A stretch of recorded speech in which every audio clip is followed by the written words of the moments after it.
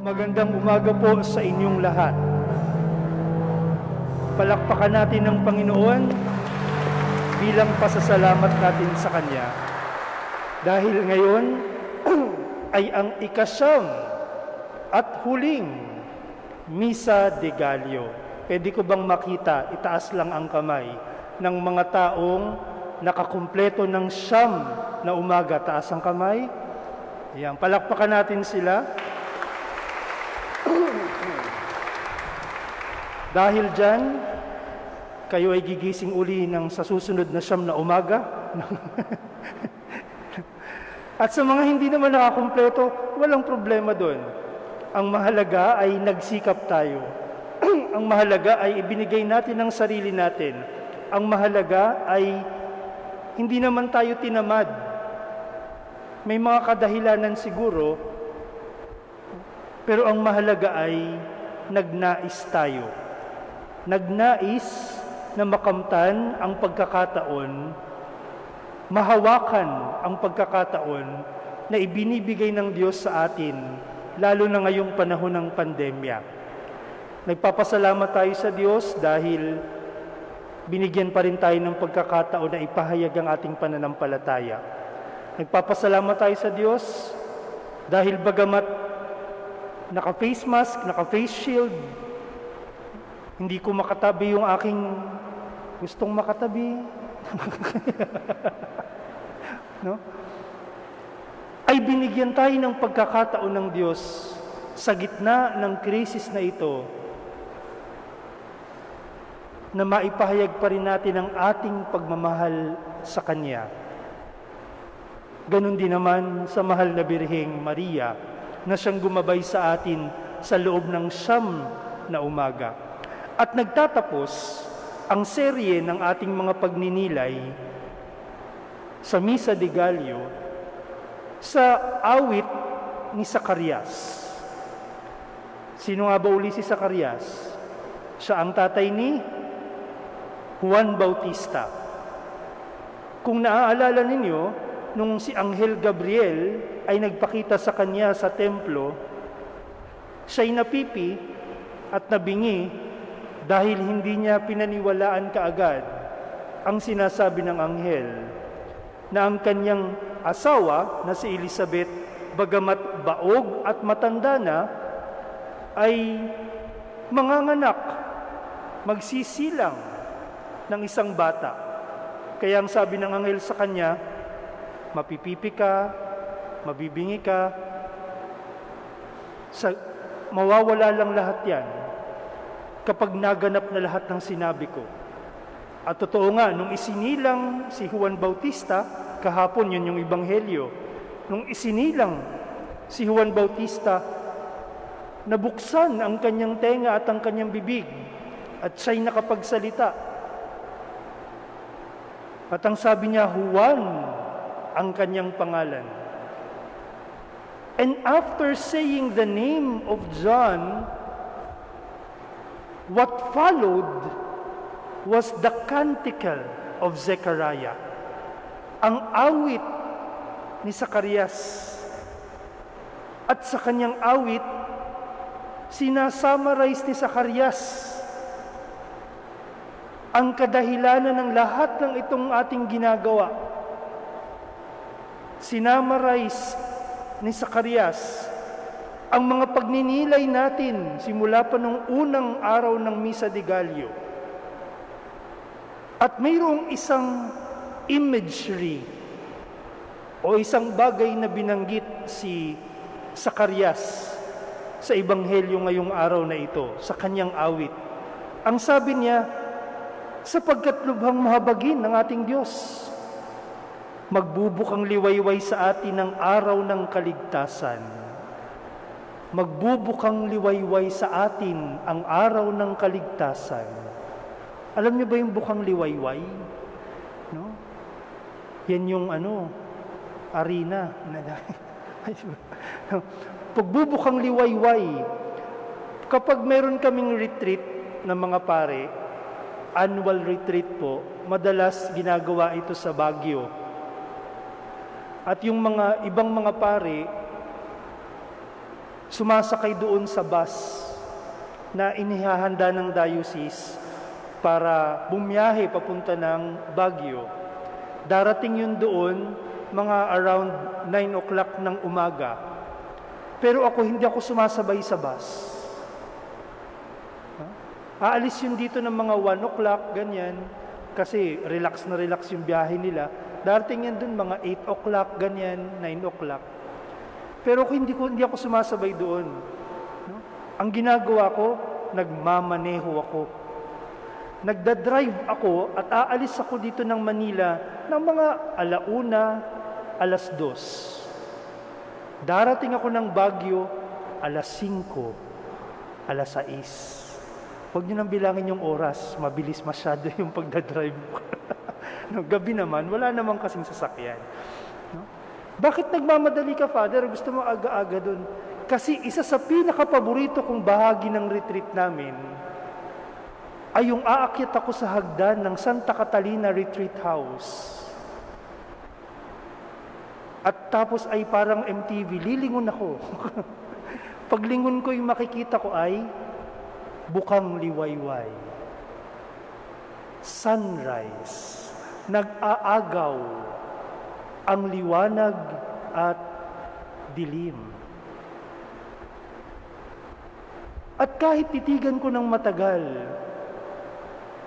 may pakiramdam ka, no?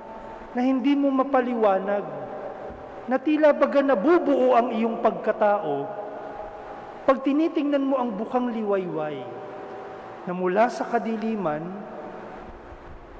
ay umuusbong ang liwanag. Amazing. No? Amazing. Umuusbong ang liwanag mula sa kadiliman, dahan-dahan.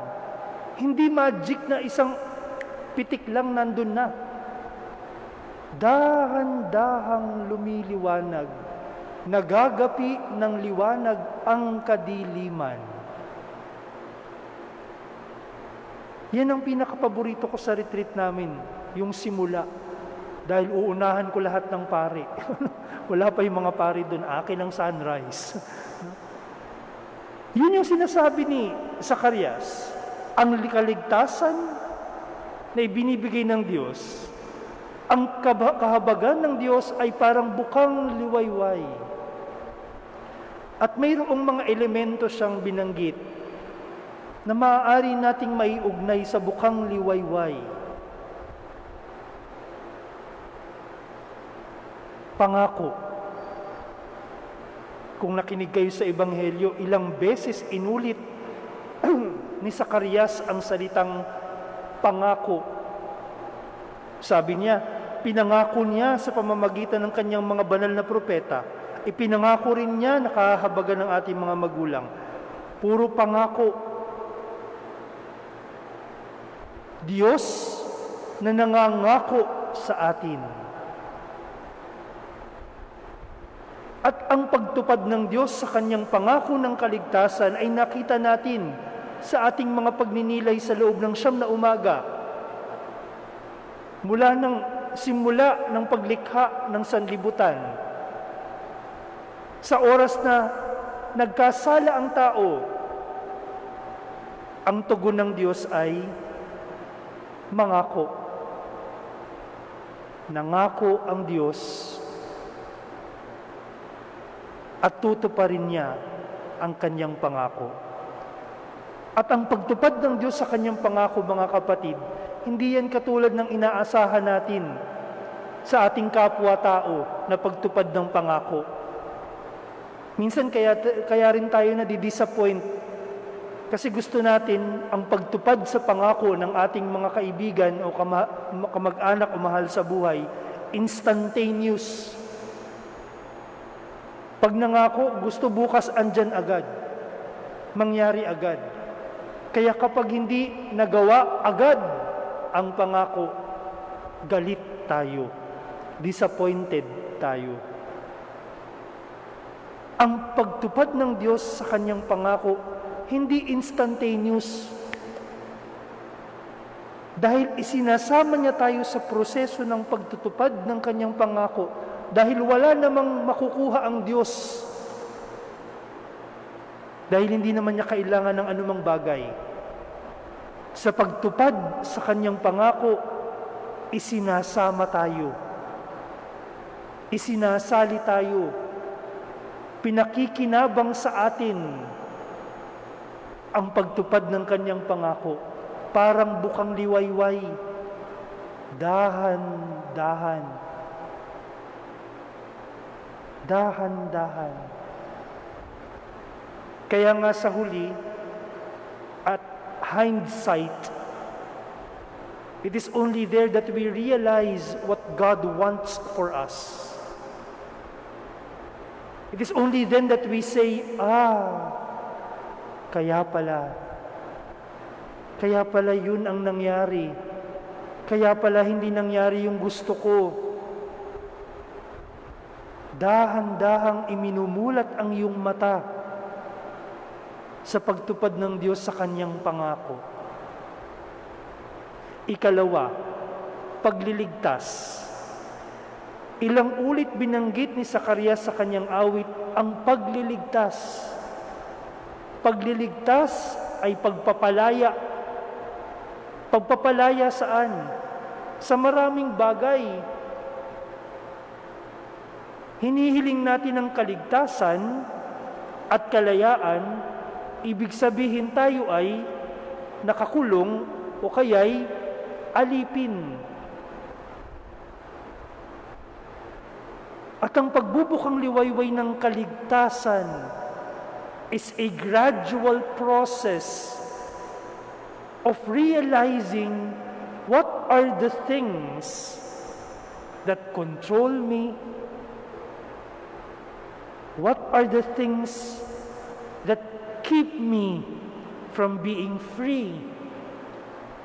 Maraming tao ang alipin. May mga binanggit na si Zacarias, maaaring alipin tayo ng ating kasalanan.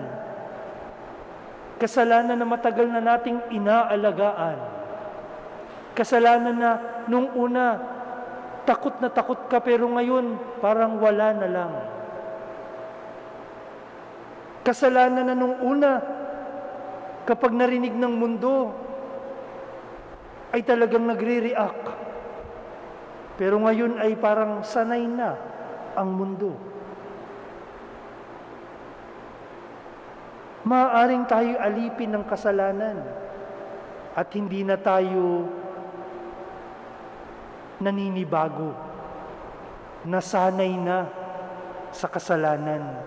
Ibig sabihin, nagapi na tayo ng kasalanan.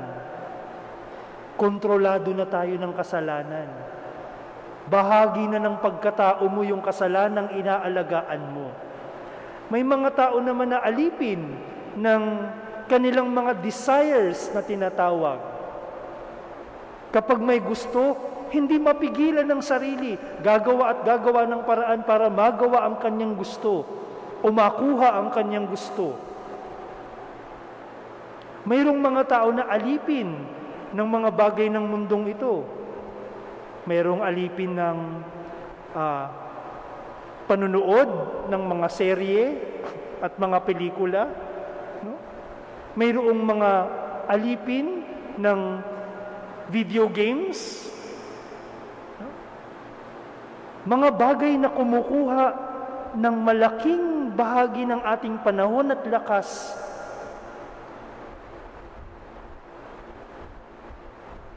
Kahit na mayroong mas mahalagang bagay na dapat gawin, hindi pipiliin yung mahalaga. Dahil gustong gawin ito. At the onset, you might say, gusto ko yun paano magiging hindi mahalaga? Pero kung talagang malaya ka, kahit yung gusto mo, ay makikita mong hindi mahalaga. Dahil mayroong katotohanan na mas mahalaga ang isa pang bagay. Kaya hindi mo hahayaang ubusin ito ang panahon at lakas mo. Maraming uri ng pagkaalipin. Maaring alipin ka ng ibang tao dahil may utang na loob ka, dahil ginagawan ka ng mabuti o binibigyan ka ng pabor, hindi ka na makahindi sa kanya. Kapag may sinabi siya, oo ka na lang ng oo.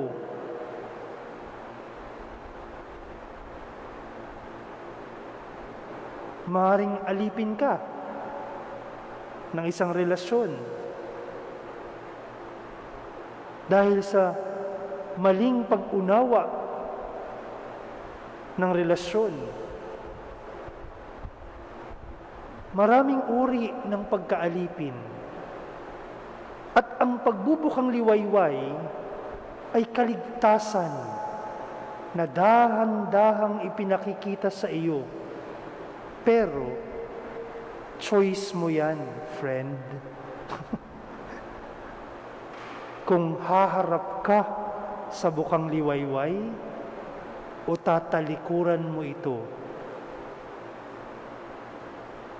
Pagliligtas, ibinibigay ng Diyos sa atin. Ikatlo at huling bagay ay pag-asa. Sinasabi ni Zacarias sa atin, sa kanyang propesiya sa kanyang anak, na yung anak niyang si Juan Bautista ay ihahanda ang daraanan ng Panginoon at ituturo sa kanyang bayan ang landas ng kaligtasan. Ang bukang liwayway ay nagdudulot sa atin, siguro kaya ganun yung pakiramdam ko pag tinitingnan ko yung bukang liwayway. Dahil mayroong pag-asang ibinibigay sa iyo. Dahil kahit anuman ang dumaan, kahit anuman ang mangyari sa gabi, lumindol man, bumagyo, bumaha, magbubukang liwayway. Kahit ano pa man ang mangyari sa kahapon at gabi, siguradong kinabukasan, sisikat ang araw. May pag-asa. May pag-asa. Ang kaligtasan, mga kapatid, hindi isang automatic na karanasan. Ang kaligtasan ay hindi lamang mangyayari pagtapos na yung buhay natin. Ang kaligtasan ay nararanasan na ngayon sa iyong mga pipiliin. Dahil sa bawat pagpili mo ng kaligtasan sa buhay mo, binibigyan ka ng pag-asa sa kinabukasan na yung mga mali ng nakalipas, maaari pa rin palang ayusin. Ang mga naging baluktot noong una, pwede pa rin palang tuwirin. May pag-asa dahil ang Diyos ay mahabagin. Pero muli, ang pag-asa ay inaalok sa iyo.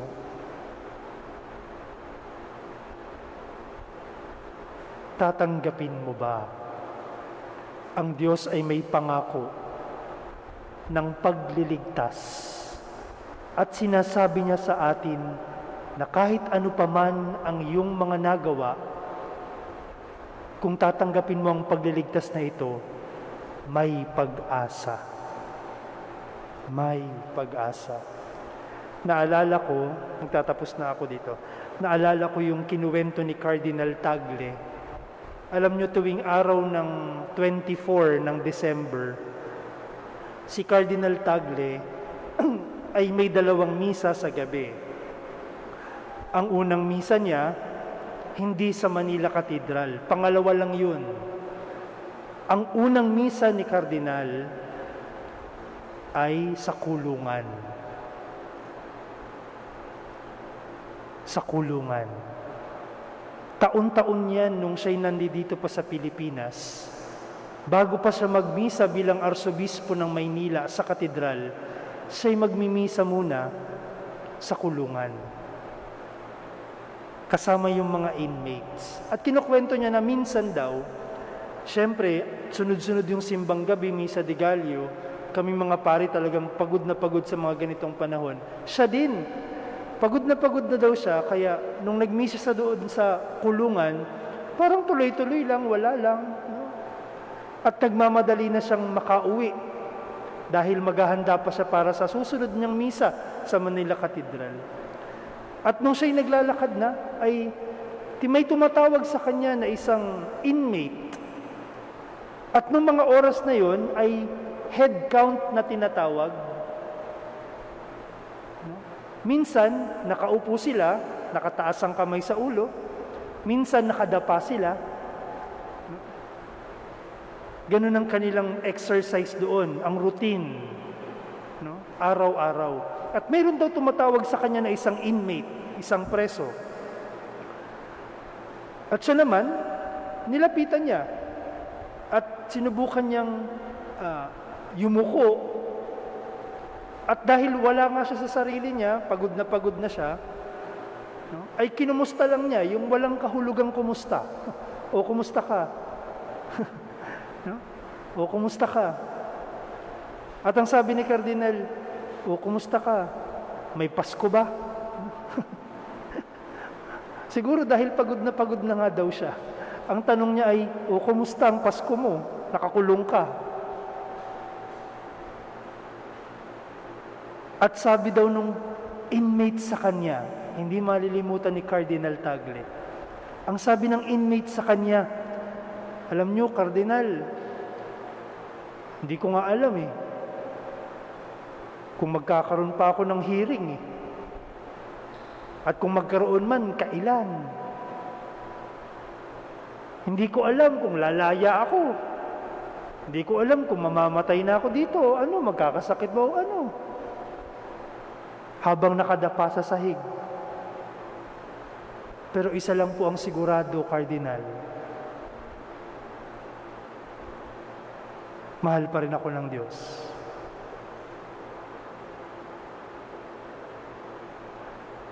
At para daw binuhusan si Kardinal ng malamig na tubig na mula sa isang taong walang kalayaan, mula sa isang taong nakakulong, nakapiit, at hindi alam ang kinabukasan, narinig niya ang mga kataga at salita ng isang taong tunay na malaya.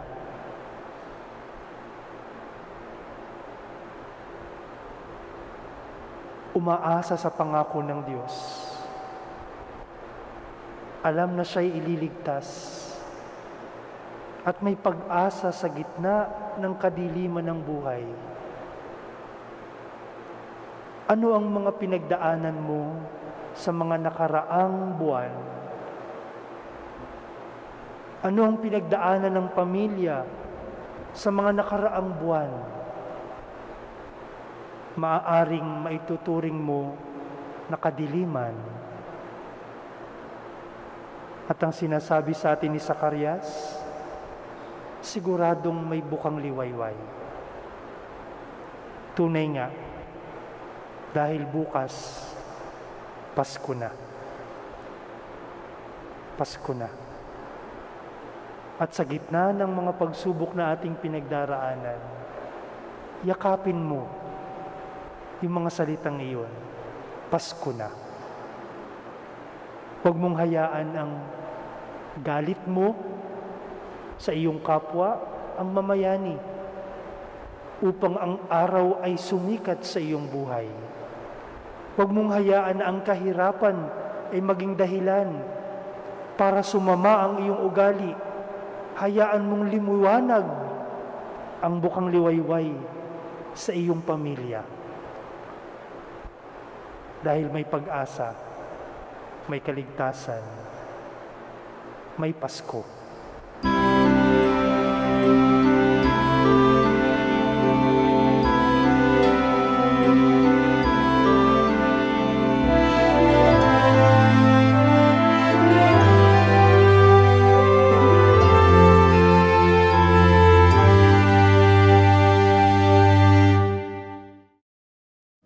May this building which we dedicate to your name be a house of salvation and grace, where Christians gather in fellowship, may worship you in spirit and truth, and grow together in love, in real love, through Christ our Lord. Amen. Maraming salamat po at magandang gabi sa inyo.